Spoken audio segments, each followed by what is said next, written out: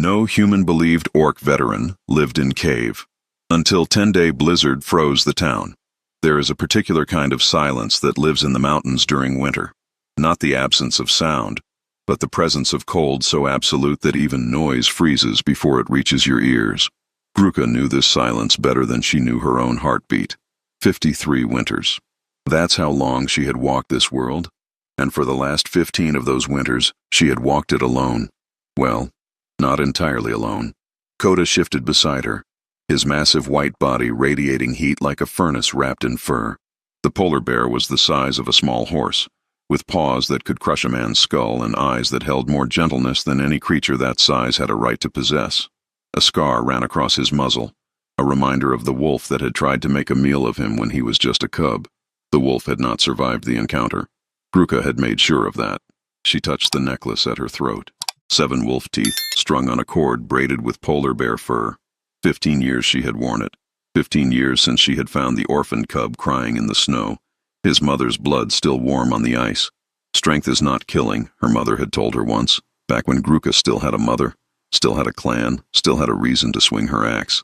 Strength is choosing who to protect.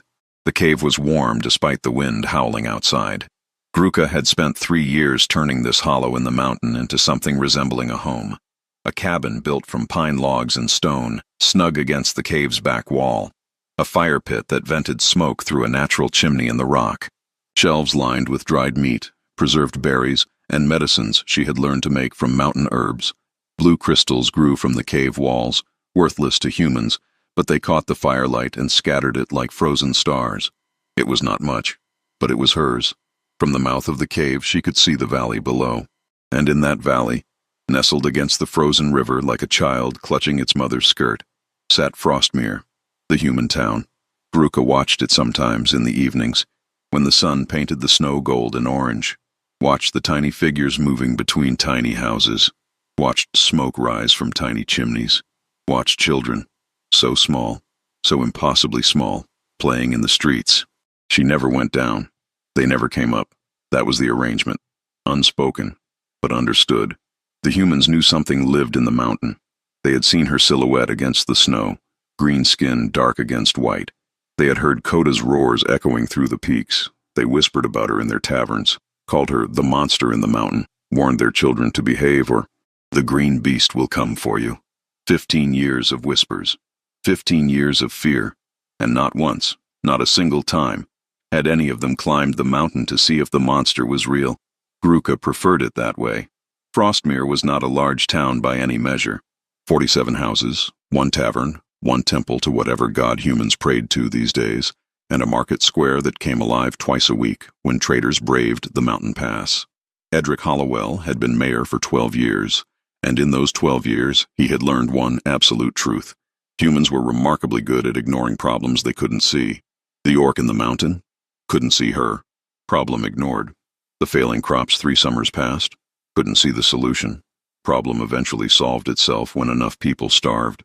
The war veterans who woke screaming in the night, 20 years after the last battle, couldn't see their wounds. Problem drowned in ale and silence. Edric himself was one of those veterans. 60 years old now, beard gray as ash, hands that trembled when he held them still too long. He had fought in the Greenwood campaign, had watched friends die, had killed things that looked like people and told himself they weren't. But that was 20 years ago. Ancient history. He stood at his window now, watching the first snowflakes drift down from a sky the color of old bruises. Just a flurry, he told himself. Nothing to worry about. He was wrong. Old Thessaly had seen enough winters to know when the sky was lying. Storm's coming, she muttered, stirring something foul-smelling in her pot. Her cottage sat at the edge of Frostmere, close enough to the mountain that she could see the cave entrance on clear days. Bad one. 3 days, maybe 4. But what do I know? She always ended her sentences that way, a habit she had developed 60 years ago, when she had learned that people listened better when they thought they were smarter than you.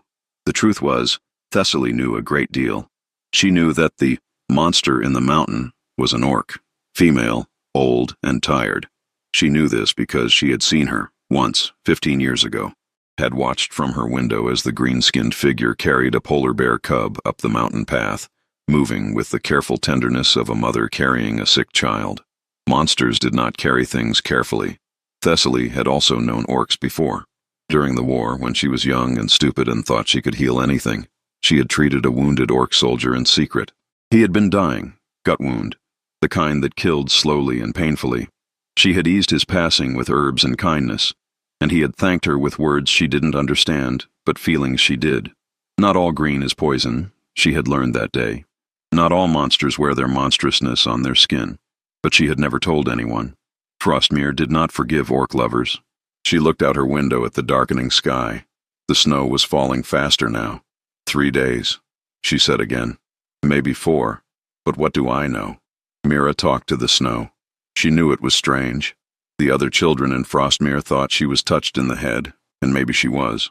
But the snow didn't judge her, didn't call her orphan girl, didn't look at her with pity because her parents had died in the fever 3 winters past. The snow just listened. You're falling very prettily today, she told a particularly fat flake as it drifted past her nose.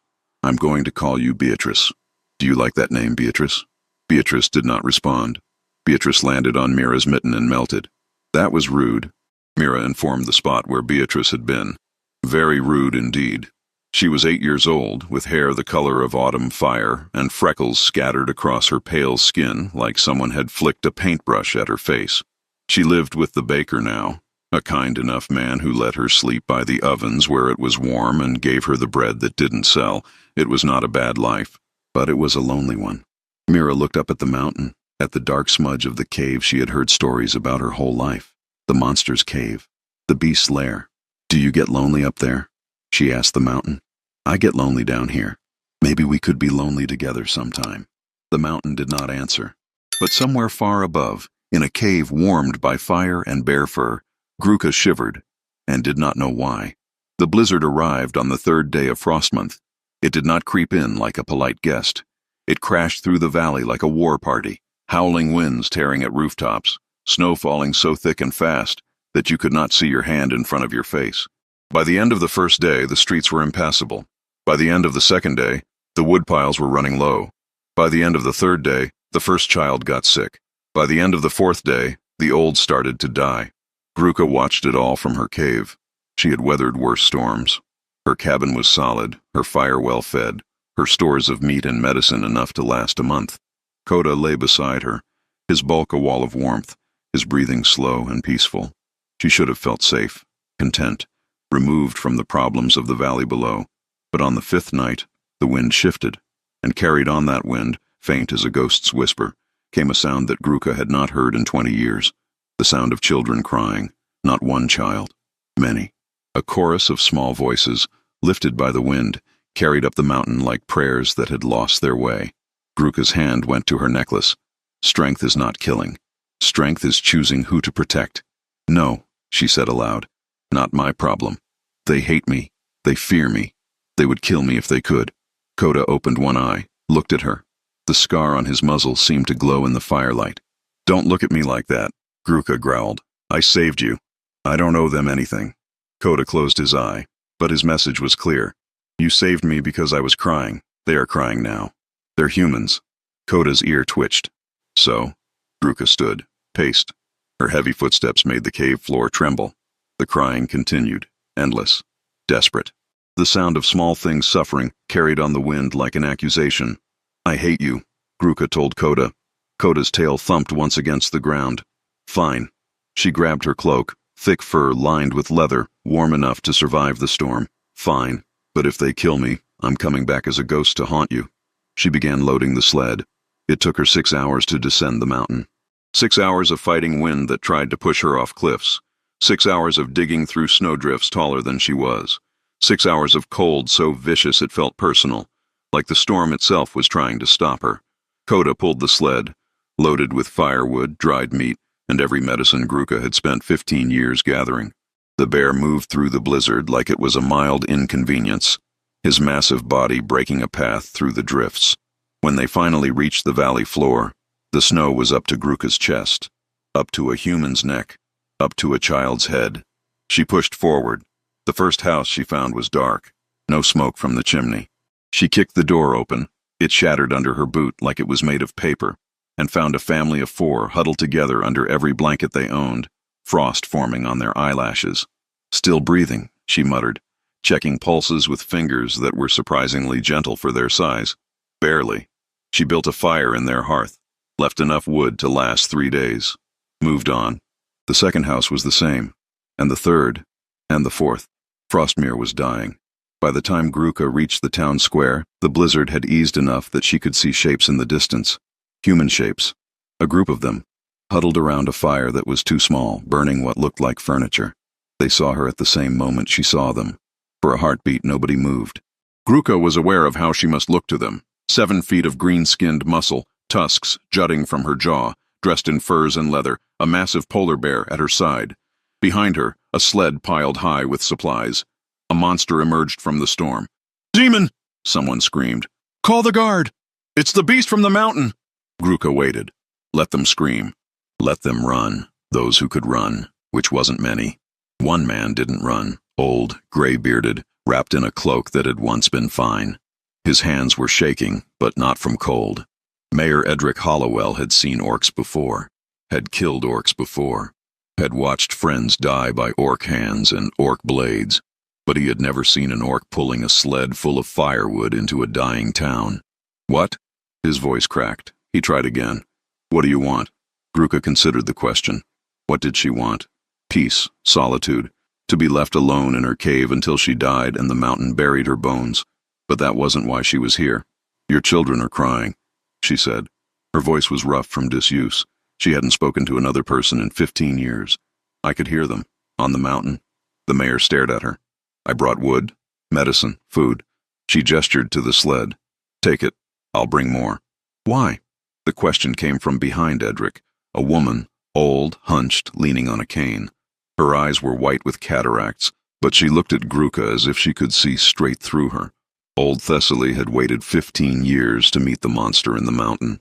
"Why would you help us?" Thessaly asked. "We've done nothing but fear you, hate you. Tell our children you would eat them if they misbehaved." Gruka's hand went to her necklace. The wolf teeth were cold against her palm. "Because strength is not killing," she said quietly. "Strength is choosing who to protect." The silence that followed was profound. Even the wind seemed to pause, waiting. Then a small voice broke through. "Are you the monster?" Gruka looked down. A child had pushed through the crowd of adults. A girl, small even by human standards, with red hair that poked out from under a threadbare hood. She was looking up at Gruka with an expression that held no fear at all, only curiosity. "Yes," Gruka said. "I am the monster." The girl tilted her head. "You don't look like a monster. You look like someone who's very cold and very tired." Something in Gruka's chest cracked. Just a little. Just enough. "I am," she admitted. "Both."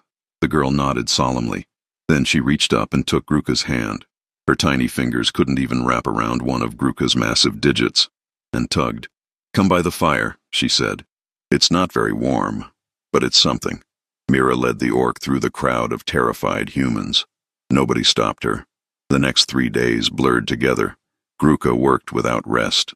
She climbed the mountain twice more, hauling sleds of supplies while the blizzard raged around her. She kicked down doors of houses where no one answered. She carried humans, grown men and women who weighed nothing to her, to the temple where Thessaly had set up a makeshift healing ward. She did not ask for thanks. She did not expect it. But slowly, impossibly, something began to change. On the 7th day, a man, one she had pulled from a frozen house 3 days prior, met her eyes and nodded. Just a small nod. Acknowledgement. "I see you. I see what you're doing." On the 8th day, a woman brought her food, hot stew, clearly made from their dwindling supplies. "For the bear," she said quickly, not meeting Gruka's eyes. "Just for the bear." But the bowl was big enough for 2, and there was a spoon. On the 9th day, Mayor Edric found her in the temple, changing bandages on a man with frostbitten feet. For a long moment, he just watched her work. Watched those massive green hands, each finger thicker than a human wrist, wrap bandages with the precision of a surgeon. "You know what you're doing," he said. It was not a question. "I was a soldier once." Gruka did not look up. "Field medicine. Keeping warriors alive long enough to die in battle instead of in the mud." "In the war?"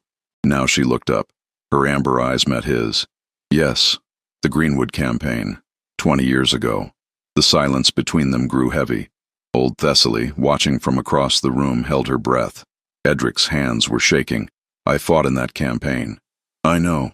Gruka's voice was flat. I can see it in how you hold yourself, in the way you flinch at sudden noises, in the scars you think your beard hides. You were the enemy. Yes, you killed my friends. Probably. Gruka returned to her work. And your friends killed mine. That's what war is. Two groups of people destroying each other because their leaders decided land was worth more than lives. Edric said nothing. You want to hate me? Gruka continued. Go ahead. Hate me. After the storm ends, drive me out. Hunt me if you want. But right now your people are dying, and I am the only one who can save them. So make your choice, human. Pride or survival. There is no third option. She finished the bandage. Stood, moved to the next patient. Edric watched her go. Then, slowly, he picked up a roll of bandages and followed. On the 10th night, the storm finally broke. Gruka stood at the edge of town, watching the clouds part to reveal stars she hadn't seen in 10 days. Koda sat beside her, his white fur matted with ice, his eyes reflecting the moonlight. It's over, she said quietly. Time to go home. Wait! She turned. Mira was running toward her, bare feet slapping against the snow. Behind her, a crowd was gathering. Half the town, it looked like. Maybe more. Gruka tensed. Her hand moved toward the axe at her belt, but the crowd wasn't carrying weapons. They were carrying things. Blankets, preserved food, a jar of something amber that might have been honey. Mayor Edric stepped forward. His hands were still shaking, but his voice was steady. The council met tonight, he said. We took a vote. Gruka waited. You can't live in that cave anymore. Something cold settled in Gruka's chest. Of course. She had expected this.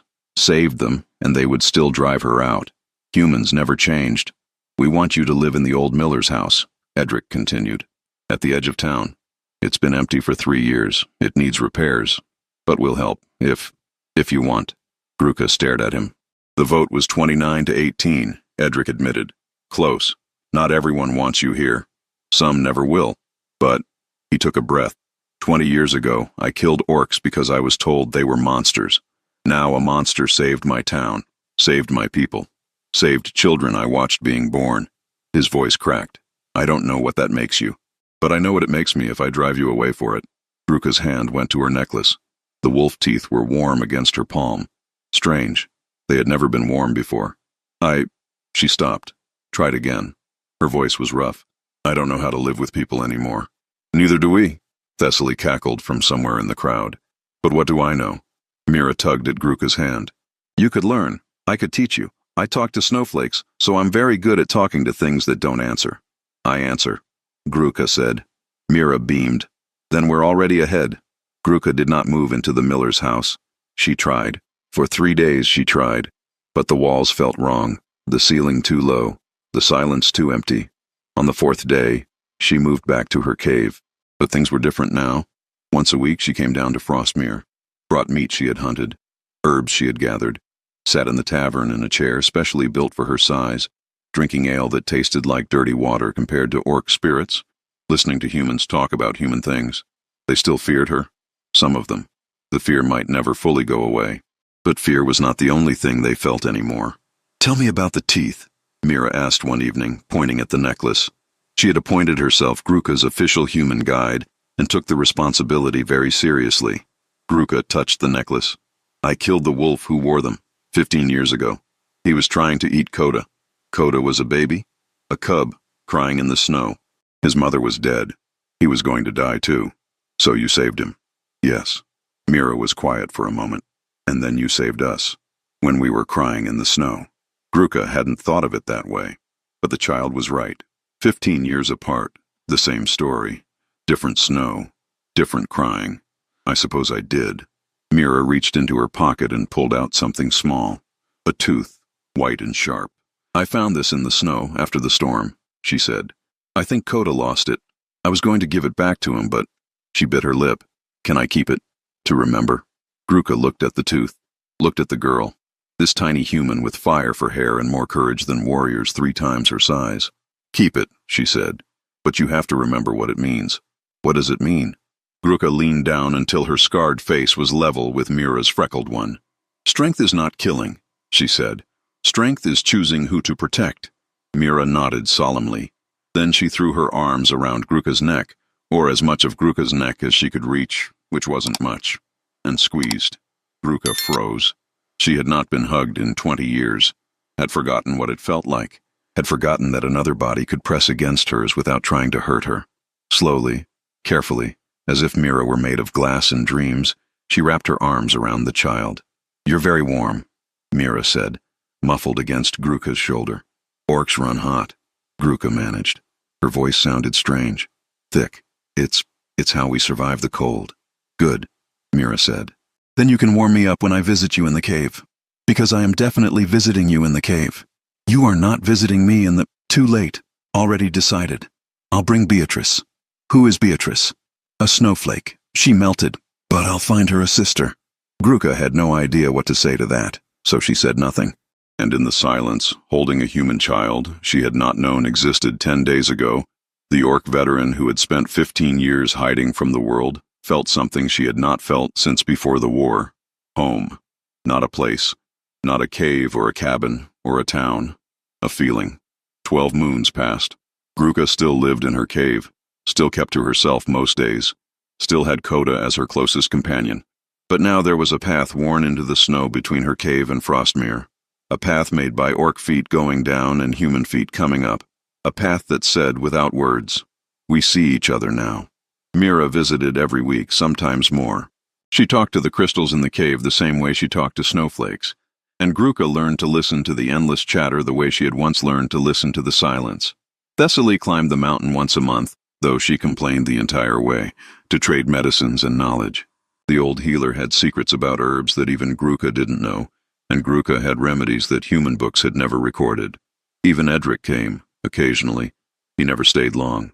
The weight between them, the weight of a war neither of them had asked to fight, would never fully disappear. But he came, and that was enough.